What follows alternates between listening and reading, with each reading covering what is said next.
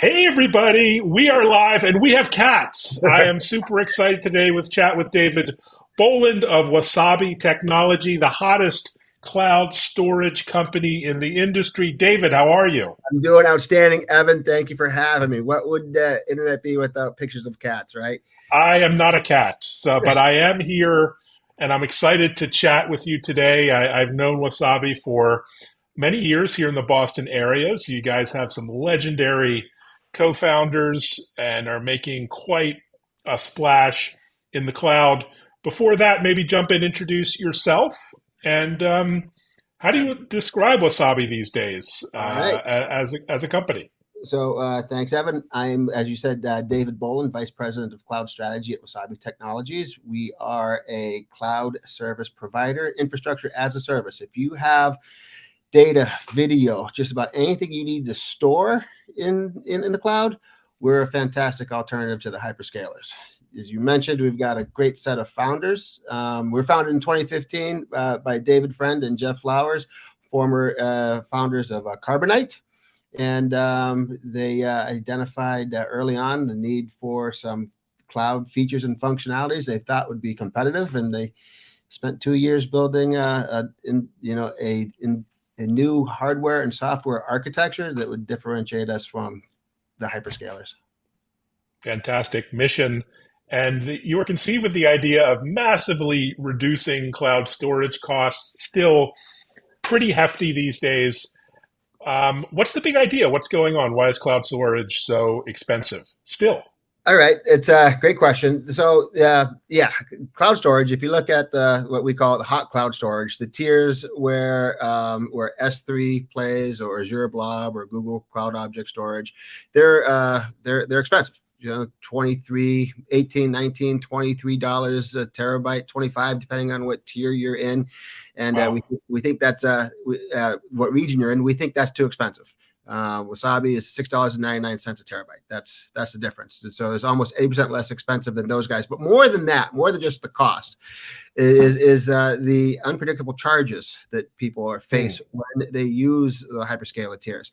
You don't just get charged on a monthly basis for the amount of storage you use. You get charged for each API request that takes place. Every time you put an object into a cloud, you get charged for it. I'm not talking about ingress charges because they always say we don't charge for ingress, but they do charge for put requests or operations requests to put the data in there. If you've got on a per object basis, if you've got thousands, possibly millions, or I've got customers with billions of objects, putting billions of objects into the cloud, whether they're pictures of cats or their IoT data, it could be expensive on a API request charge basis.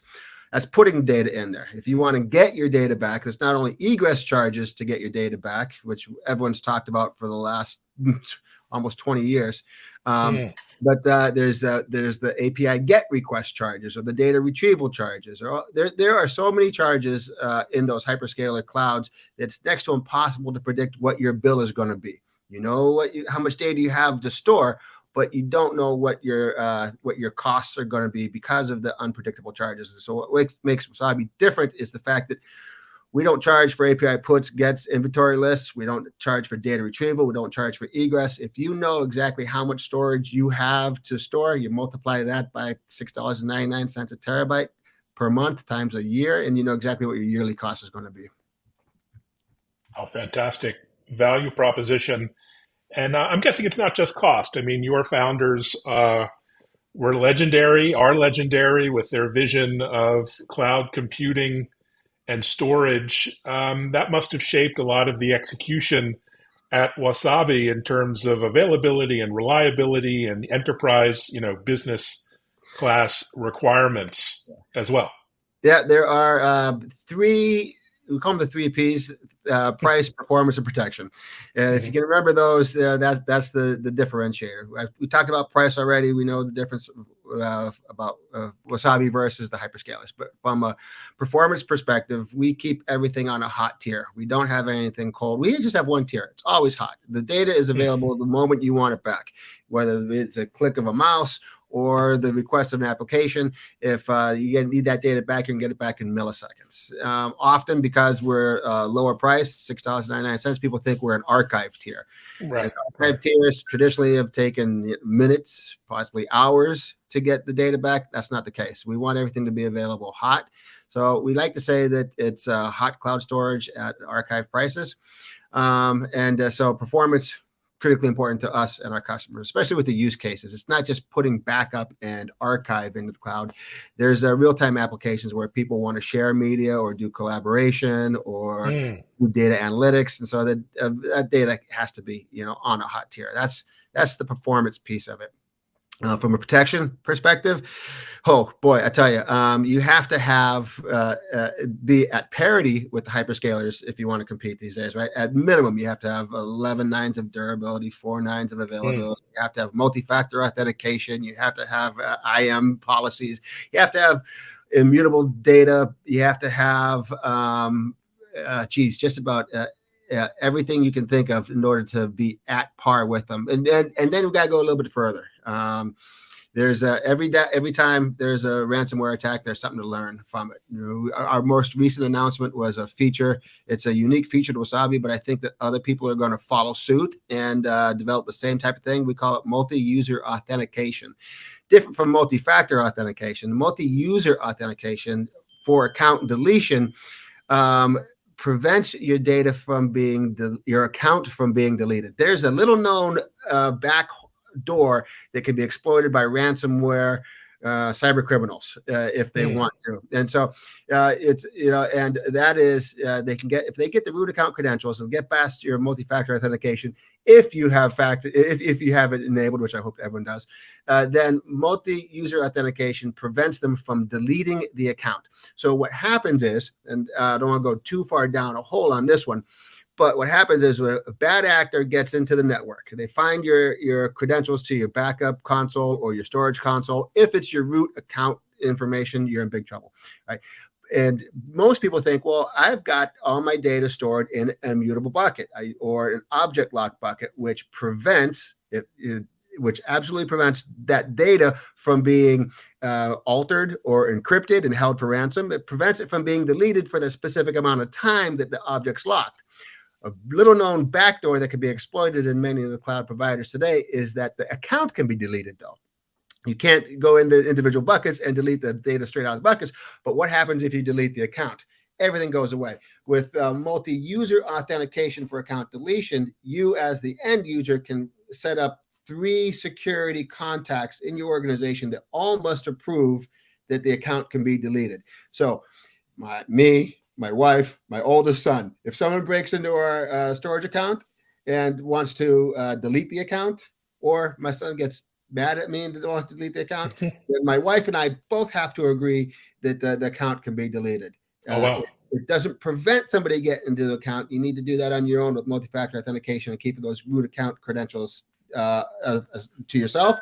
But if they are able to, they can't delete the account without you knowing about it and giving approval of it. So multi-user authentication is the next level of account protection against ransomware or some rogue employee going out the door that's going to push that clear button.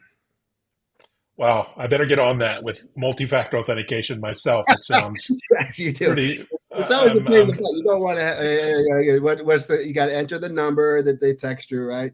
It happens all the time. But it does protect your accounts. Fantastic advice. I'm on your website here, and I'm just looking at this concept of bottomless cloud. So, what does that mean exactly for business and scale, and what are you trying to communicate there? Yeah, so it really is the difference between having on-prem storage and cloud storage. If you have Mm. on-prem storage, which I came from an on-prem storage background, it's awesome, and there's a real case for a hybrid solution, part on-prem, part cloud. I'm not saying everybody needs to move to the cloud. What I am saying, though, is that you don't have to worry about having to add the next storage array when you start to get out of capacity on-prem. Right? Yeah, if you say, well, I'm going to overflow using the cloud tiering feature from my Dell or from my NetApp or Hitachi or whatever else on-prem to the cloud, because I don't have to worry about having to go out and buy and rack and install and power and cool and put on a depreciation cycle hardware. I'm just going to use the cloud. Well, that's where the bottomless piece comes from, right? You don't have to worry about the where the capacity limits are. We have the exabytes of data under management. We've got a team of people who are always throwing more drives and more servers and more racks into our system. You don't have to worry about it. It's bottomless from an end user's perspective. I remember having to figure out when it was I was going to run out of capacity. Everyone knows you can get an easy application that tells you what your storage capacities are, what your trends are, and identify. Oh, if I keep growing my data as I am now, I'm going to hit that wall in February 2024. Therefore, I need to plan on either putting more data in more storage in my racks, or deleting data. Nobody wants to delete data anymore these days. I mean, I have fear of deleting the wrong stuff. So what I do is I just connect my on-prem storage to the cloud and then overflow anything once I get to a certain capacity. There's your bottomless storage. Wow, super intriguing approach. And you've been at this game for over a decade at Wasabi, and it seems like a lot of the hyperscalers still are charging a fortune for their cloud storage. Why is that? Do you think it's just not a big enough issue for them? Maybe the customers aren't aware of all their options out there. Why do you think that you're still able to disrupt this marketplace, given You're right. price performance out there? We're closing in on our decade. So Dave and Jeff launched the company in 2015. We spent 2 years building hardware and software architecture, and we launched the service in early 2017. And we are new to the market. I mean, we have the advantage of coming to market later than AWS, Azure, or Google, or the hyperscalers, and taking advantage of the latest technologies. I mean, when we first racked up our equipment, we were working on 16 terabyte drives. Now we're up to 20 terabyte drives. Back in the day when S3 was first launched, a 1 terabyte drive was state of the art, right? And it was expensive back then. Put a 1 terabyte drive, that's probably about $230 per terabyte in those days, right? It's expensive. Prices have come down over a period of time. We're able to take advantage of those price decreases and load high capacity servers into our system. The architecture those guys have is just they're burdened by some legacy. That's all. It costs them more to run their data centers than it costs us to run our data centers. We have the most incredibly efficient architecture from a power usage perspective. Very little power, very little cooling, very little heating. Our sustainability story is outstanding. Our carbon footprint is awesome. We have a carbon footprint calculator, so our users can figure out exactly what their contribution is on a per terabyte basis per month. And we are able to take advantage of the latest technology and share that cost savings with our end users. The hyperscalers, what they tend to do is not lower their price so much as is to deliver a new tier of service, right? That they basically come out with a new tier. It's a colder tier maybe, or a cooler tier at a lower price with more hidden charges though. Right, so you could lower that cost, from $23 to $4 a terabyte, but increase the cost that customers face for data retrieval, or increase that cost for puts. So ultimately, what happens is you get a lower tier from a hyperscaler, but the hidden costs associated with it go up. If you don't need to get your data back, or you've got an application that's not very interactive, then maybe those are the right tiers for you. But if you have a data solution and you think you're going to need your data back, it might be a mistake to put your data on those lower cost tiers. Here's an example for you, a backup solution. Right? You think, okay, I'm backing up my corporate data. I'm backing up my cat pictures from home to the cloud. All right. I don't think I'm going to need that back, but if I do, I'm going to, I don't want to have to pay extra for it, right? And so some people will say, well, I'm going to put it on a cold tier, and hopefully I don't have to get it back. I'll take that hit if I do. But what happens is it prevents you from doing practice restores. Not like we're going to do a practice restore at your home or my home, but if I'm a if I'm an IT guy at an organization, university or a Fortune 500 company, or geez, just any MSP, I might want to try a practice restore just so I know I could do it. Actually, I want my guys on my team to do a practice restore once or twice, a year, quarterly if possible, just so that they know they can get data back in a timely fashion. And if you have to pay for those, it kind of discourages you from doing those. I don't want to have to my guys to pay $3,000 to do a practice restore, but I'd like to know how to do it. If you don't have to pay for that, you're going to end up you'll end up practicing it. And we want people to be able to use the cloud, put their data up, take their data out, and not have to be hit with any burdensome fees. Fantastic. Talk a little bit about your go-to-market. If I'm a developer with the next cool app, for example, or maybe I'm a large enterprise, or if I'm a small business, SME, how do you work with those different constituencies? Great question. So there's a couple ways to look at this. We have a self-onboarding solution for people who are as a small developer. I need a couple terabytes here, a couple terabytes there. I want to play with it. You can go to the Wasabi website and you can get a free trial and play with it, then convert it to your own account, anytime you want. That's fine. If you're a larger organization and you want to go through a channel partner, or you have an MSP partner that you want to go through, we have a channel architecture where we have a whole channel model where our partners like Climb is a great distributor, PAX 8, CDW, SHI, in Boston Echo Store, awesome people, right? They can include Wasabi as part of their solution to the end user. So they go, oh, not only do I want to do a backup, I've got a Veeam, Rubrik, Commvault type solution I need to add storage to. The channel partners can deliver the Wasabi storage to their end user. Or if you're an MSP, and let's say that you're in, Blue Sky Technologies, MSP out of Providence, Rhode Island, and you're doing MSP 360 backup for local doctors' offices and hospitals. You could incorporate Wasabi into your solution for that end user, and they could be. I would consider them a channel as well. So, model consists of, hey, come to our website, onboard yourself if you want. If you want to go and purchase it through a channel partner, like a SHI or CDW, great, go for it. They have access to all the resources that they need to deliver Wasabi to you. Or if you're a MSP or a systems integrator or a value-added reseller, you can deliver Wasabi to your customer as well. It's designed for a channel.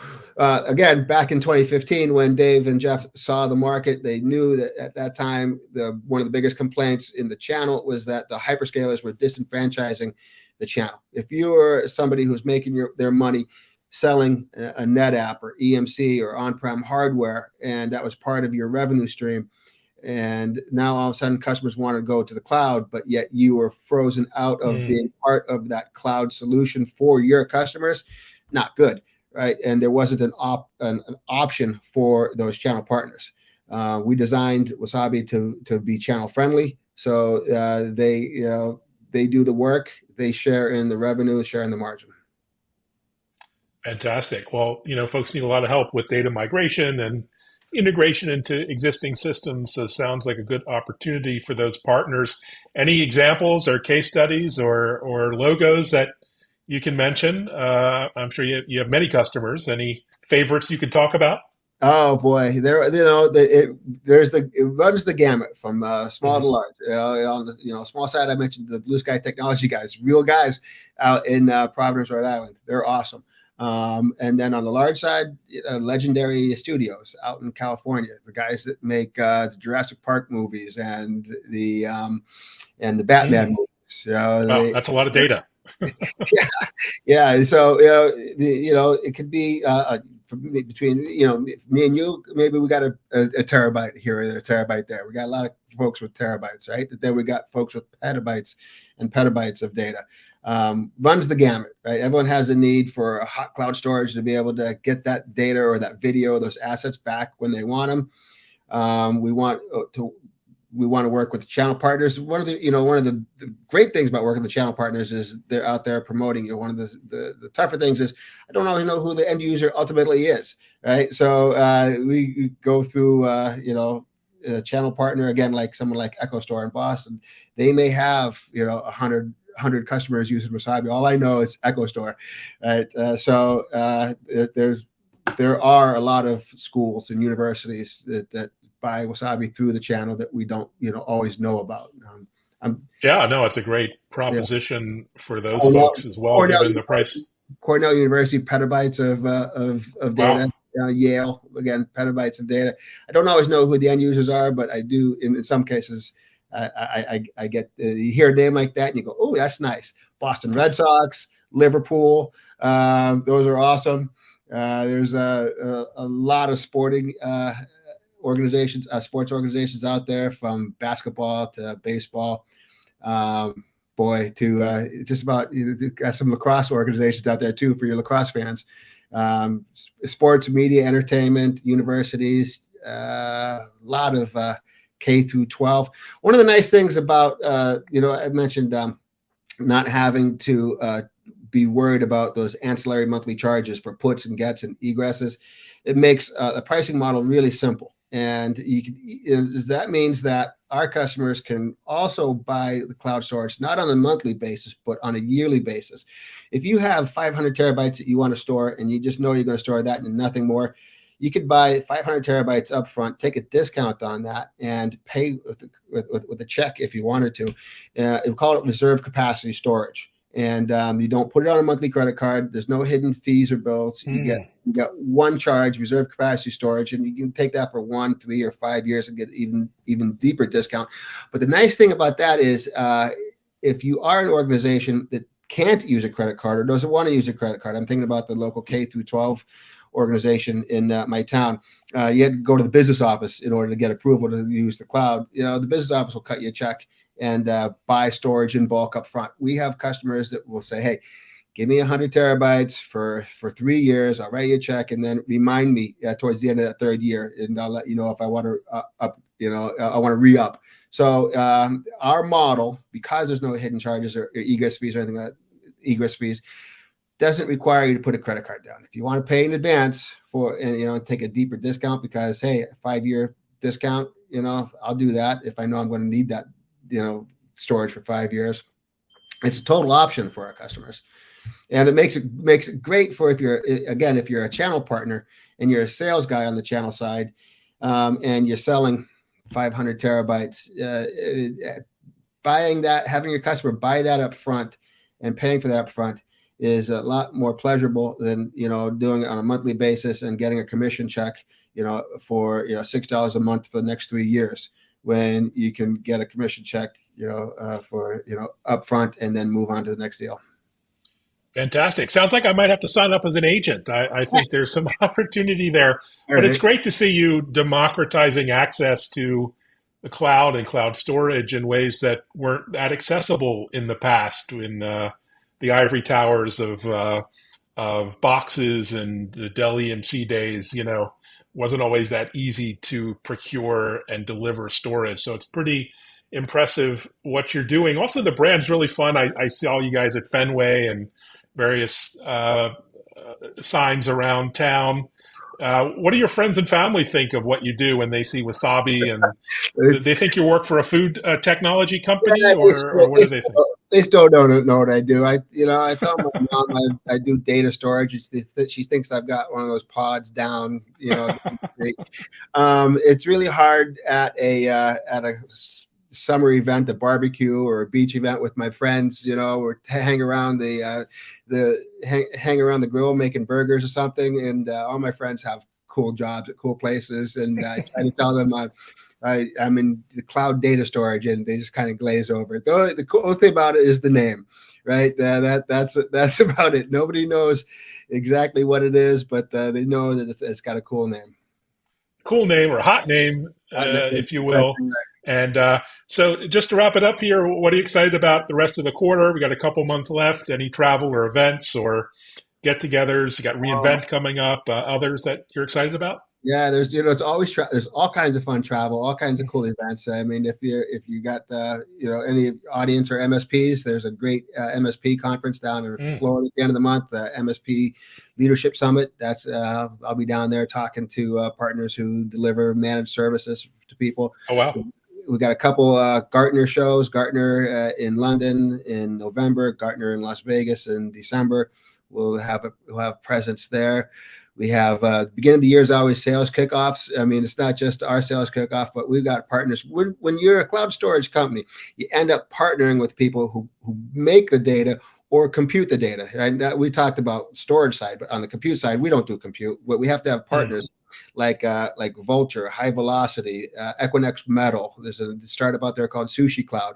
They're all building compute alternatives to AWS EC2 and those. And so when someone has an alternative to AWS, Azure, or Google, makes sense to partner with those guys, right? So I really do like talking to them. I'll be at their conferences and their sales kickoffs, making sure that our partnerships with folks like them and Dell and IBM and everybody else, are going in the right direction.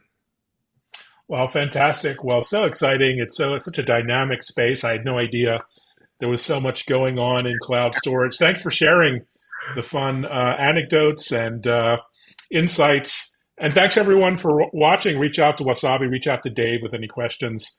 I'm sure he'll get back to you. And thanks so much, Dave. Thanks for joining, and good luck with the rest of the year. Thank you. I look forward to talking to you again sometime. All right. And bye-bye, everyone. Take care.